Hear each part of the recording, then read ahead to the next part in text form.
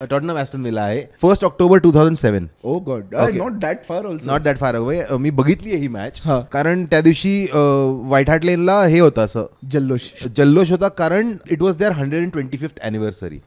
And suddenly तो mood तिथला बदलला, कारण गोल खायला लागले होते ते. For instance like they took the lead. Dimitar Berbatov, Bulgarian legend, Manchester United legend, cigar smoking, whisky drinker, swag player.